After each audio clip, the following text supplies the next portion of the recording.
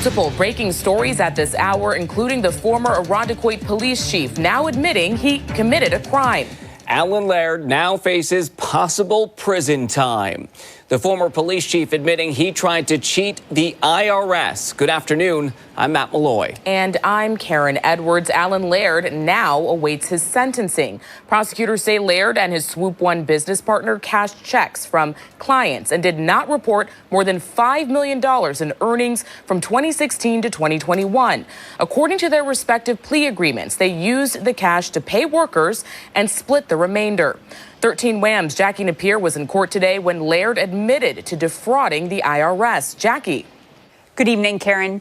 Alan Laird and his business partner, Steven Rosenbaum, admitted to defrauding the IRS out of hundreds of thousands of dollars in payroll and income taxes. Alan Laird served in law enforcement for 27 years, 22 of them with the Irondequoit Police Department. In addition to his police work, Laird has been the co-owner of Swoop One, a security business since 2016. On Tuesday, Laird admitted to intentionally filing false tax returns. What he agreed to in his plea agreement was that between the years 2016 and 2021, he failed to report income on his personal tax returns for those years. According to court papers, over the 5-year period, Laird and Rosenbaum failed to report more than $5 million of income.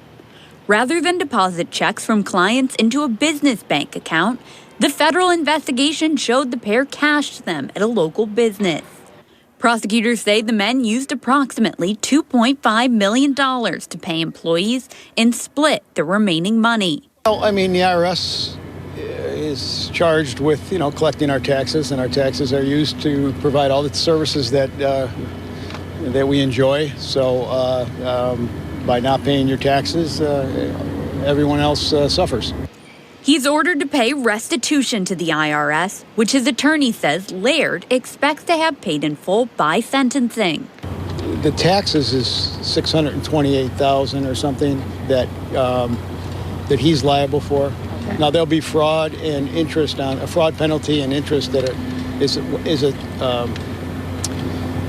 included in that. So that number will be higher. That has to be paid to the IRS. Laird could face up to 36 months behind bars. Now, Swoop One is a private corporation not associated with Laird's employment with the town of Irondequoit. Laird and his attorney declined to comment. Both Laird and Rosenbaum are expected to be sentenced on December 20th. Major changes are being proposed within the Rochester City School District. So for me, this is about high-quality opportunities, high-quality instruction, and high-quality facilities.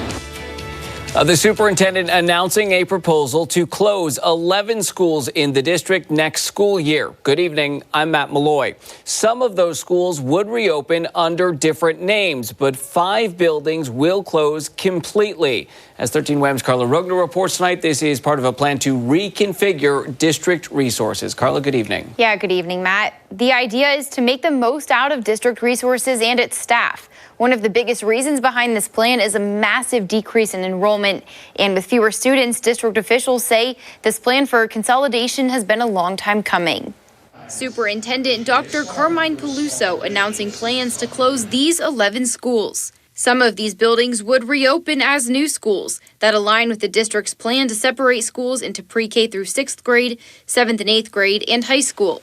One of my missions in doing this work was to ensure that I don't have shared campuses where there's upper and lower kids on the same campus. The plan also calls for 5 school buildings to close completely. This is a brick and mortar building that will no longer be needed by the district and is either held by the district or returned to the city. The backdrop of these changes is a massive decrease in student enrollment that the district expects will continue over the next decade. Dr. Peluso hoping his plan will ensure more students have access to resources and renovated facilities to feel encouraged to stay in the district. I think this is the step, right? You have to make sure that when you see our facilities that have gone through F&P, right? When you go to schools and see the schools that have been renovated and then you offer high quality programming, you get extracurricular and arts. I think, once we start to do that, I think we can compete with anyone and anyone will want to be in our schools. The district would also look to transfer staff from the closing schools to other buildings and help fill vacant positions. Dr. Peluso and the board believe this plan will save money and allow the district to continue making upgrades. They hope to work with families through the major changes. It's hard because we know that there are families and our students who've made friends at schools, who've developed these relationships, and now they're going to have to develop different relationships. And so it is certainly hard, and nothing that the board takes pleasure in doing. But it is something that we have to do if we're going to be fiscally responsible. The district now is working to notify impacted families and listen to feedback on this plan. They will vote on October 19th, and if passed, the changes will take effect next school year. We have more details on which schools specifically are impacted on our website, 13wham.com. 8:47, it's time for this week's segment of Geared for Growth, partnered with Rochester Greater Chamber of Commerce. And this morning we're highlighting Black Button Distilling. Yeah, that's right. We're joined by the founder and president of the company, Jason Barrett, with more. Gosh, you want to talk about growth? Let's talk about you guys. It's been quite an adventure these 11 years. What started out as just me, myself, and I is now 110 employees. And we were just featured on the Inc. magazine top 5,000 fastest growing companies in the nation, coming in at number 639. Oh my gosh, congratulations. Thank you. What an accomplishment.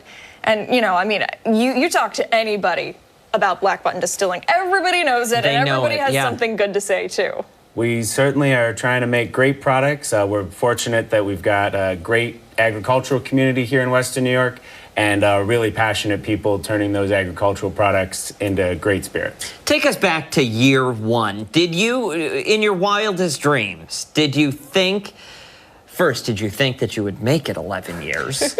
And second, did you think the company would have grown to the size that it is today? Not at all. We hit the 10-year growth mark in year 3, and a lot of the things we're doing now we couldn't even have conceived of 10 years ago.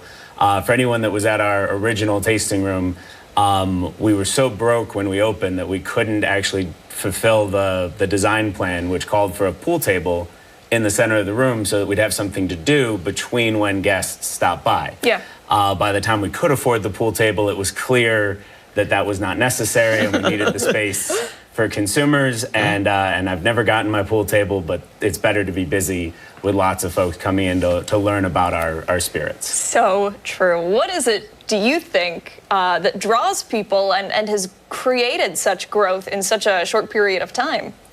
I mean, I think there's a renaissance of people being really interested in how things are made and when things are being made locally.